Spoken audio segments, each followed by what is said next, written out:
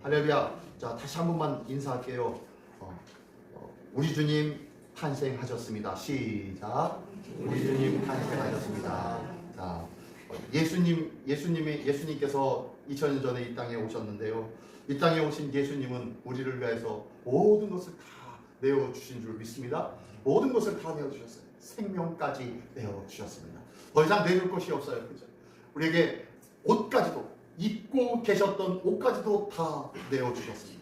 병사들이 그것을 찢어서 재미를 뽑아서 가져가면서 즐거워했던 예수님의 마지막, 모든 것을 다 내어주신 예수님은 왜 그렇게 내어주셔야만 했는지, 예수님은 왜 그렇게 살아야만 하셨는지 오늘 말씀을 통하여 다시 한번 상고해 보면서 우리 주님을 감사하고 기뻐할 수 있는 우리 모두가 되기를 예수님의 이름으로 축원합니다. 자, 오늘 말씀 제목 한번 읽어보겠습니다. 제목 시작. 때가 참해. 예, 때가 참해. 예, 때가 참해. 우리는 어디로 갑니까? 때가 찼으니까 목욕탕 가나요? 목욕탕이 아니라 때가 찼으니까 어디로 가요? 주님께로 가는 겁니다. 주님께로. 그죠?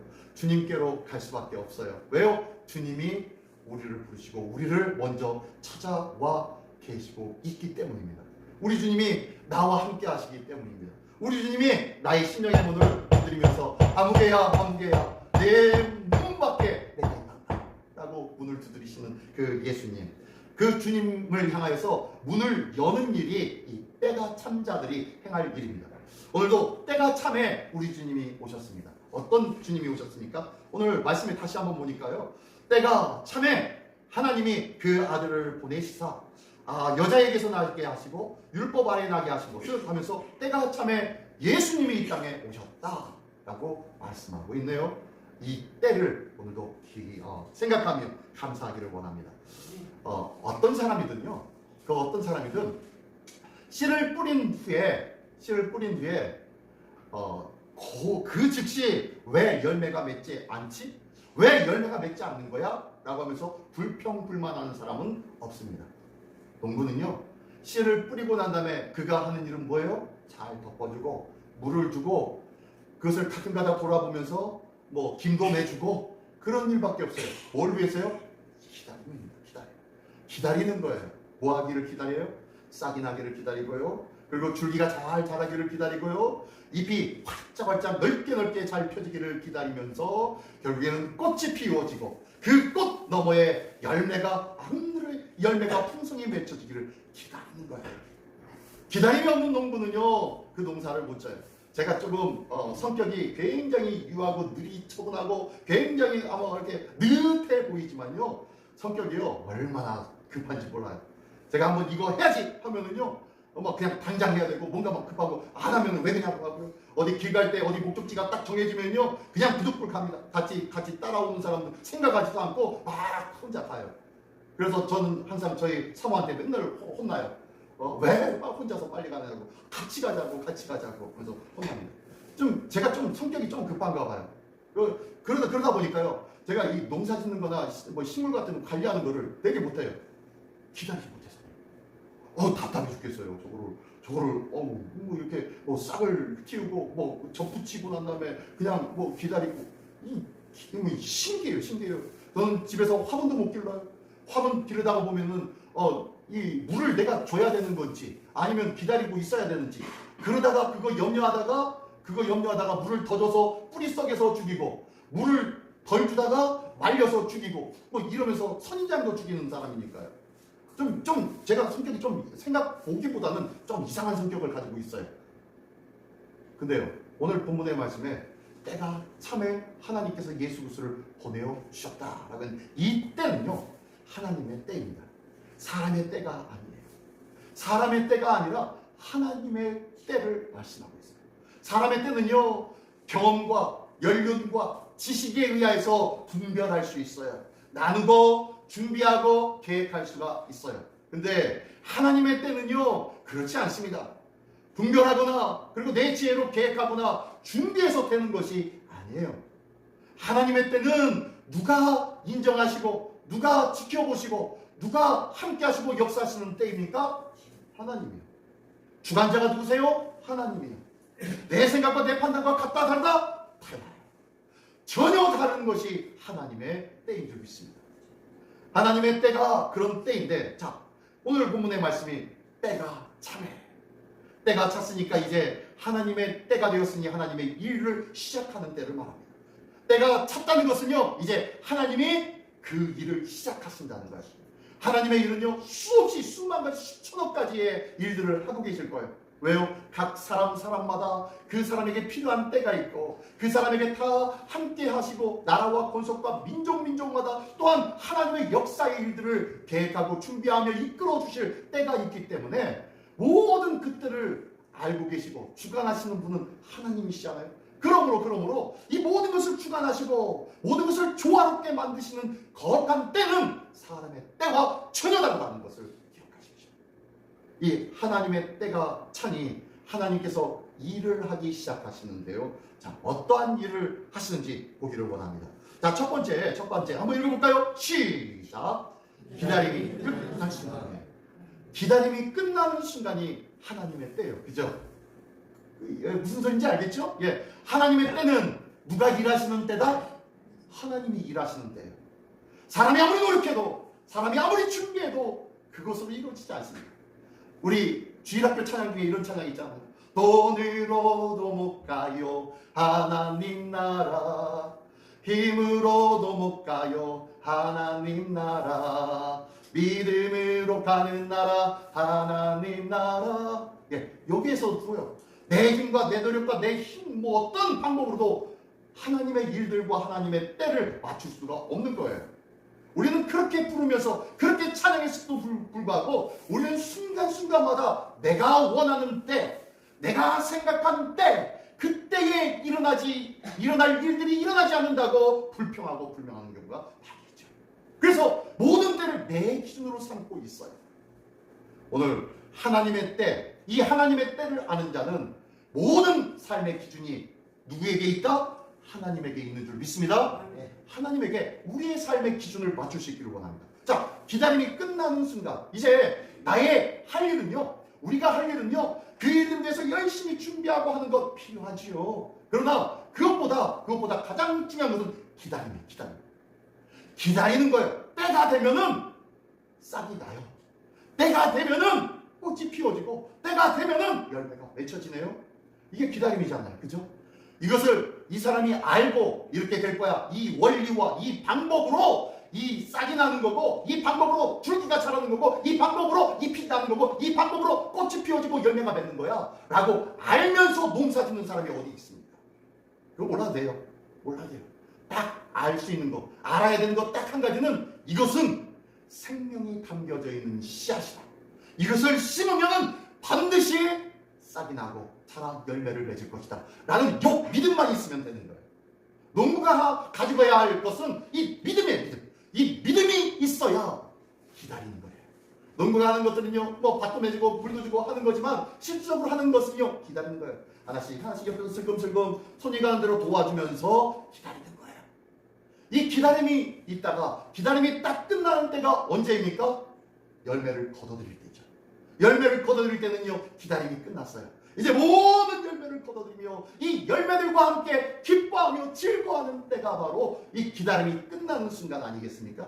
근데 오늘 본문에 보니까, 제목에 보니까 기다림이 끝나는 순간, 이게 하나님의 때래요. 기다림이 끝나는 순간은 농부의 입장에서는 어떤 때라고요? 열매가 거둬들이는 때, 기쁨이 충만하게 되는 때, 그때가 바로 하나님의 때라는 거예요.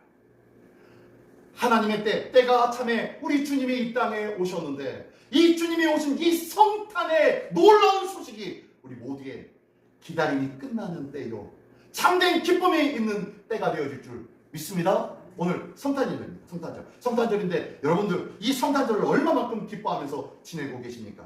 성탄절 하면요, 옛날과 같지 않고 요즘은요 굉장히 그냥 로맨틱하게만 생각합니다.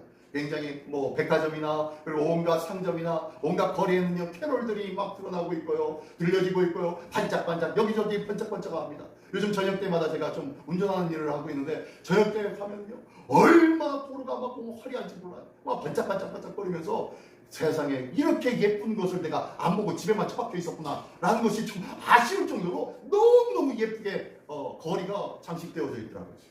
보니까 왜 그래요? 성탄절이잖아요. 크리스마스잖아요. 크리스마스인데 예수 믿는 우리 교회보다 세상이 더 화려하게, 세상이 더 멋지게, 세상이 더 그럴듯하게 장식하고 있네요. 세상이 더 좋아하는 것 같아요. 왜요? 이 기다림이 끝나는 순간인데 이 기다림의 의미를 모르고 기뻐하는 것 아니겠까요? 그들은 세상은요 기다림의 의미를 모르고 기뻐하는 거예요. 그렇죠? 우리는 기다림을 아는 우리는요 왜 기뻐하는지, 왜 즐거워할 수밖에 없는지 알고 있어요. 왜요? 우리를 구원하실 예수 그리스도가 이 땅에 오셨기 때문에 기뻐하고 즐거워하는 것 아니겠습니까? 네, 그런데 이것을 알지 못하는 세상 사람들은요 그냥 예수님 오셨대라는 것으로 끝나고 자기들끼리 육적으로 그리고 심적으로 그리고 뭐 로맨틱하네 어쩌네 라고 하면서 자기들 간의 육적인 그리고 심적인 만족을 위해서 기뻐하고 있지 않습니까? 자, 오늘 씨를 뿌린 농부는 결코 조급해하지 않습니다. 왜요? 기다리면 반드시 열매를 맺는 때가 오기 때문입니다. 그리고 아브라함과 다윗과 선지자들과 약속을 한 이 약속이 그 즉시 났다는 것이 아니에요. 그죠? 아브라함에게 너의 후손이 하늘의 별 같고 땅의 모래와 같이 많게 하리라 라고 했는데 아브라함 생전에 자기 자식 한 명밖에 못 봤어요. 이삭 한 명밖에 못 봤어요. 근데 그의 인생 속에 하늘의 별, 땅의 모래, 이거는 상상조차도 하지 못할 하나님의 약속이었죠. 그러나 그 약속을 믿고 기다린 자가 누구냐? 믿음의 사람 아브라함이에요. 믿음의 조상 아브라함이라는 거예요. 단 한 명의 아들을 두고 하늘의 별, 땅의 모래를 보면서 하나님께서 이 한 명을 통하여 놀라운 은혜의 백성으로 충만케 채워 주시리라 라는 것을 믿었던 자가 바로 믿음의 조상 아브라함 아니겠습니까? 다윗도 그랬고요. 그리고 온 선지자들이 이 땅에 그러한 예수 그리스도, 우리의 생명과 우리의 모든 죄를 해결해 주실 그리스도 예수가 이 땅에 오실 것이다 라고 하면서 말씀을 전해 주었습니다. 약속을 했습니다. 그러면 그 약속대로 곧바로 이루어지지 아니하고 뭐가 필요했다고요? 기다림의 시간이 필요했다는 거예요. 오늘도 우리 하나님 앞에 기도하고 있는 기도의 제목이 있습니까? 하나님 앞에 간절히 간구하고 부르짖었더니 하나님께서 내 마음에 평강의 마음을 주세요. 걱정하지 마. 아무개 권사, 아무개 집사야, 아무개 목사야. 걱정하지 마. 내가 함께하고 있어. 내가 붙잡고 있어. 내가 도와줄 거야. 염려하지 마. 라는 이런 평강의 마음으로 채워 주신 적이 있으십니까? 그렇다면요 기다리면 됩니다. 그렇다면 기다리면 됩니다. 때가 참에 하나님께서 일을 하시는 시간이 이제 시작되어진 거예요. 하나님께서 일을 하시는데 그 일들이 어떤 일입니까? 네, 하나님은 시작. 하나님의 서두르지도 늦으시도 않으십니다. 성탄은 하나님의 정확하신 그 때입니다. 예, 하나님의 때는요 가장 필요한 때, 가장 적당한 때, 가장 온전한 때에 하나님의 일을 시작하시는 거예요. 다시 한번 얘기하면요 때가 찼다라는 것은요 하나님이 계획하시고 준비하신 일들을 반드시 실행하신다는 거예요. 이때가 바로 그때다 라고 말씀하고 있는 거예요. 두 번째 한번 볼까요? 두 번째 제목 한번 읽어보겠습니다. 시작. 가장 낮은 자리로 오신 하나님. 예, 우리 주님께서 가장 낮은 자리로 오셨대요. 자, 첫 번째 한번 읽어봅니다. 시작. 왕궁이 아닌 말구 위에 오신 하나님께, 이 온 땅과 만물을 창조하신 창조주 하나님이에요. 이 땅의 주관자 하나님이에요. 이 땅의 주인 되신 하나님이에요. 그 하나님이 이 땅에 사람의 모습으로 나타나셨습니다. 그뿐만 아니라 사람이 아니라 사람 중에 종의 모습으로 오셨습니다. 할렐루야. 사람 중에 가장 약하고 낮은 계층의 종으로 오셨어요. 근데요 그것도 끝이 아닙니다. 종으로 오신 것이 아니라 이제는 그 종에서 죄인의 자리로 내려앉으셨죠. 모든 인류의 죄를 당신이 짊어지시고 십자가의 길로 가시는 죄인의 길로 더욱더 내려오신 분이 예수 그리스도 아니십니까? 예수님 이 땅에 왕 되신 우리 하나님이신 예수님이 어떻게 해요? 왕궁에 임하신 것이 아니라 말 구유에 임하셨습니다. 사람의 밥그릇이 아니라 짐승의 밥그릇에 임했다는 거예요. 사람 같지도 않은 사람으로 이 땅에 오셨다는 거예요. 낮고 천하고 천한 모습으로 더 이상 낮아질 수 없는 자리까지 내려오셔서 주님께서 이 땅의 많은 인류들을 섬기며 사랑하며 구원하시기 위해 오셨다고 말씀하고 있는 거예요. 2절 두 번째 한번 읽을까요? 시작. 궁에서 자란 모세를 광야로 보내어 예, 누구와 비슷하냐면요, 모세와 비슷해요. 모세는 태어나자마자 비록 어머니 손에서 석 달 동안 자라였지만 그의 목소리와 그가 하는 일들이 어떻게 더 이상 숨길 수 없어서 결국에는 냇가에다가 물가에다가 흘려보냈죠. 결국에는 그 아이가 어디로 갑니까? 바로의 딸 공주에게 보여지게 되어지고 그로 말미암아 입양되어서 왕궁궐에서 생활하게 됩니다. 그래서요, 이 왕궁궐에서 왕자와 같은 자리로 생활하게 돼요. 40년 동안 그러다가 결국에는 어디로 쫓겨납니까? 도망갑니까? 광야로 도망가죠. 광야로 도망가서 그것을 양치기 40년을 지내고 맙니다. 80이에요, 80. 나이 80이 되었는데 하나님께서 이 나이 80이 된 그를 불러서 이 많은 이스라엘 사람들의 구속자로, 구원자로 삼아 주셨지요. 비록 왕자였지만 그를 낮고 천한 목동의 자리로 바꿔주시더니 그를 다시 온 인류의 생명과 구원의 길로 이끌 이 리더십으로 세워주셨더라는 거예요. 예수님이 그러시잖아요. 하늘을 보자 내버리시고 이 땅에 죄인의 모습으로 오셨던 예수님. 그러나 그 예수님을 통하여서 생명의 길이 활짝 열려지게 된 줄 믿습니다. 모세의 모습과 비슷하죠. 보니까요, 오늘 4절의 말씀에 보니까 여자에게 율법 아래에 나게 하셨다라고 말씀합니다. 4절의 말씀 읽어보니까요, 때가 참에 하나님이 그 아들을 보내사 여자에게서 나게 하시고 율법 아래에 나게 하신 것은 이라고 말씀해요. 왜 여자에게서 나옵니까? 사람이 되기 위해서 여자에게서 나왔고, 왜 율법 아래에 나게 하십니까? 율법으로 말미암은 죄값. 이게 뭐죠? 죄값은 뭐죠? 율법에 의하면 죄값은 뭐죠? 사망. 이 죄값을 치르기 위해서 율법으로 나신 거예요. 그래야 율법의 죄값을 당신이 스스로 질 수 있기 때문입니다. 그래서 완전한 사람으로, 그래서 완전한 제물로 오신 예수님이 바로 여자에게, 그리고 율법 아래에서 나신 이유라는 거예요. 자, 한번 읽어보겠습니다. 삶의 가장, 시작. 삶의 가장 깊숙한 자리까지 들어오신, 아니 나는 들어갈 것이다, 절대적인 하나님의 의지 표현이 성탄입니다. 무슨 소리냐면요, 우리 예수님께서 이렇게 낮고 천한 자리로 내려오시고 내려오셨어요. 아주 많은 사람들을 섬길 수 있도록 가장 낮고 천한 자리에 오셨어요. 그러면서 여자의 몸을 통하여서 율법의 아래에서 태어남으로 말미암아 모든 인류를 위하는 그러한 믿음의 자리로 내려오신 거예요. 그래서요, 삶의 가장 깊숙한 자리까지 들어오신 거예요. 가장 낮은 자리까지 오신 예수님이라는 거예요. 그러면서 예수님이 지금 이 예언의 말씀을 통하여서, 그리고 오늘 예수님의 오심을 통하여서 어떻게 하신 거예요? 예언의 말씀은 예수님은 가장 너희의 삶의 깊은 곳으로 오실 거야 라고 예언해 주고 계셨고, 예수님은요 여자의 몸에서 나게 하시고 율법 아래 나게 함으로 말미암아 그것 봐, 나는 너희의 가장 낮은 데로 내려갈 거야 라고 하면서 내려오신 분이 예수님이시라는 거예요. 이미 구약에서 예정하신 것을 이 예수님은 실천하시고 행하신 때가 바로 때가 참 그때였다. 하나님의 때, 그때였다는 거예요.